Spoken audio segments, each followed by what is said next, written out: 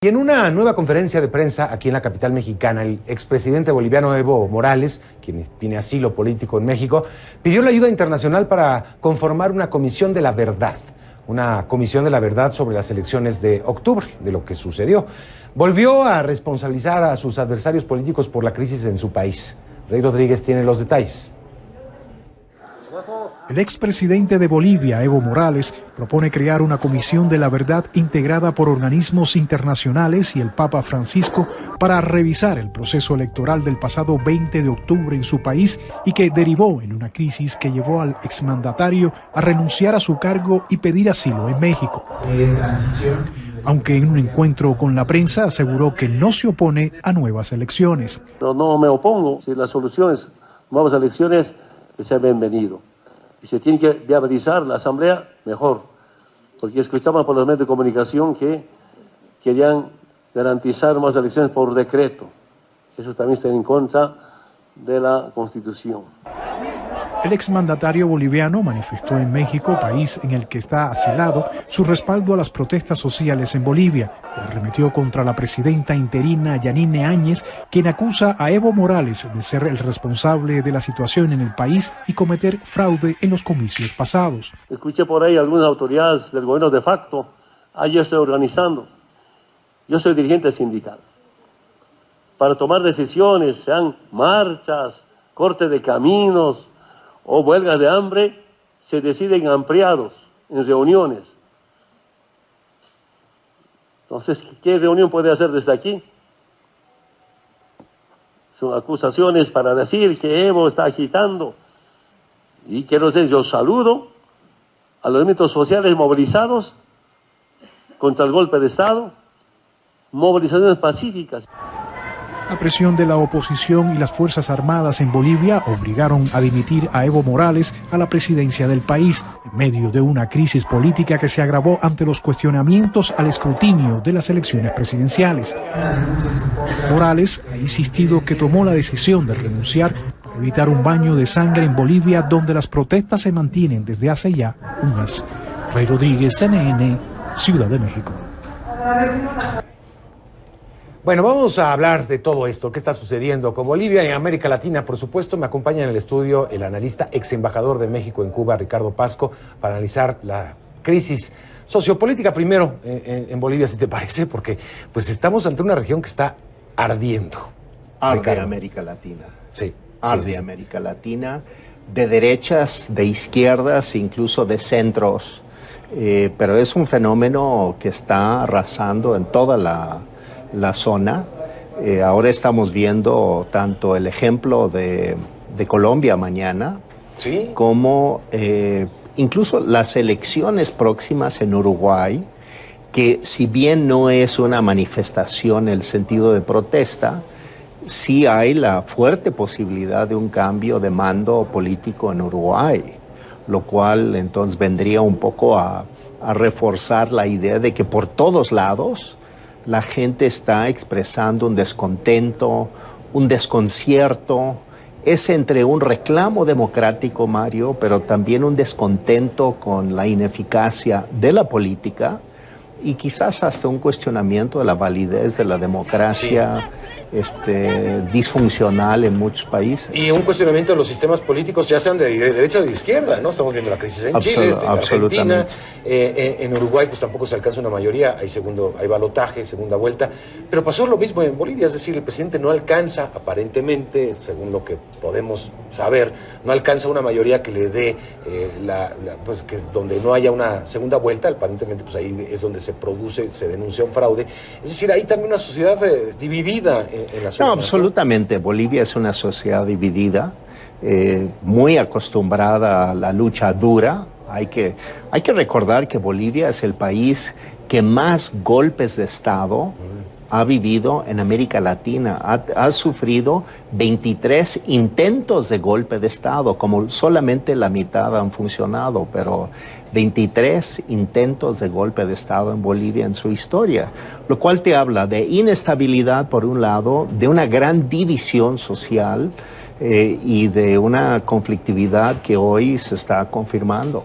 Y una oligarquía muy poderosa también, ¿no? Oligarquía por un lado, no hay que olvidar que, por ejemplo, el hotel María Isabel Sheraton se llama María Isabel por el dueño de las minas de estaño de Bolivia, de Patiño. Su hija se llamaba María Isabel y por eso ese edificio, ese hotel Sheraton, es el María Isabel por la hija de un zar del estaño boliviano. Sí. Bien, no tenía yo ese dato, pero es interesante. Ahora, ¿qué está pasando en un país donde llega la izquierda a través de Evo Morales? Obviamente se reivindica la lucha indígena, un país con la mayor presencia indígena de todo el continente, creo que sigue siéndolo Bolivia, una clase media casi inexistente que Evo Morales le fue fortaleciendo esa clase media. Es decir, creo que en todo esto, muchos han dicho hay que reconocer los logros de Evo Morales y creo que todo el mundo los puede reconocer, están ahí los números. ¿Qué pasa después? ¿Por qué hay en las izquierdas esa tentación de prolongarse en el poder? Es la tentación de pensar que solamente uno es capaz de gobernar, que solamente uno, el yo, soy el indicado para seguir este proceso. Incluso lo dijo ya aquí en México, dijo, yo quería estar por lo menos 20 años en el poder. Por lo menos. Es lo que dijo. Es absurdo, completamente absurdo, trágico, porque ahora el resultado es trágico. Porque además, en América Latina, y este es el efecto, cuando se gobierna cometiendo errores como el error que cometió Evo de querer repetirse en el poder cuando ya no le tocaba y no lo entendió, por lo tanto la caída de Evo es producto de los errores de Evo, pero es la política pendular. Entonces de repente te vas de una izquierda discursiva, radical, que enfrenta y polariza a la sociedad, a una derecha que hace lo mismo. Me decías que Bolivia es uno de los países con mayor número de golpes de Estado, efectivos y no efectivos. ¿Este fue un golpe de Estado, en tu opinión? Sui generis en todo caso. Sui generis porque en realidad lo que yo veo ahorita, por ejemplo, el día de hoy, es que todos están tratando de respetar la Constitución de Bolivia. Tanto la presidenta de facto como el MAS, que tiene mayoría en la Asamblea Nacional, y entonces cada quien está discutiendo cómo convocar las elecciones y que se tiene que convocar rápidamente para que a finales de enero ya pueda tomar posesión el nuevo presidente o presidenta.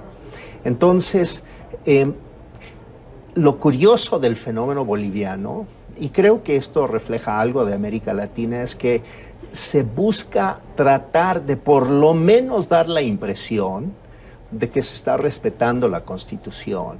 Entonces, unos y otros pelean por ser los más constitucionalistas y los más legales dentro de una situación sui generis y de mucha violencia. Sí. ¿Crees que coincides en que lo más positivo sería un llamado a elecciones lo más pronto posible, siempre y cuando existan condiciones? Absolutamente. Ya están en eso, de hecho, tratando de convocar elecciones. Yo creo que la gran discusión es si Evo Morales puede volver a repetir y ser candidato, que es absolutamente obvio para mí que quiere seguir gobernando a Bolivia, y este es el grave error que cometen los dirigentes políticos. No tienen la sensibilidad de entender que hay que hacerse para atrás. Fidel Castro nunca lo hizo. Quien sí lo hizo fue Mandela. Mandela, con una gran sabiduría, le dio un marco de relación entre las razas en Sudáfrica y supo retirarse terminado su gestión. Fue un gesto de una gran inteligencia y sabiduría política que no vemos en los políticos latinoamericanos. Oye, estamos viendo también en Nicaragua más de un año de protestas con un régimen de Daniel Ortega también, bueno, digamos es... No, Nicaragua, Chile, los conflictos que se dieron en Argentina, que de alguna manera se han apaciguado, pero es el efecto péndulo en Argentina. Se fueron de Macri, ahora regresan los peronistas, son capaces de volver en 4 años al macrismo en Argentina. ¿Por qué?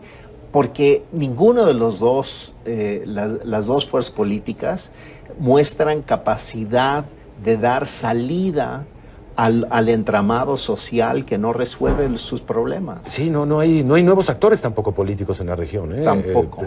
Podríamos decir tal vez El Salvador, con un Nayib Bukele que pues, aparentemente mostraba ciertas cualidades distintas, ¿no? Un joven, pero sí, está entrampada la política latinoamericana. Pero lo que vemos en América Latina es la estrategia de la polarización. Sí. Y esto es común de norte a sur.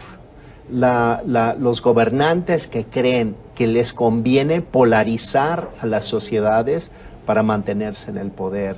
Y esto está infectando a las sociedades para dirimir los problemas y evitar esta idea de que oscilamos entre derechas extremas y izquierdas extremas. Y le hace un enorme daño a nuestras sociedades. Ricardo, muchas gracias por estar aquí con nosotros, para ayudar a comprender parte de lo que está pasando en América Latina. Gracias al embajador Ricardo Pasco.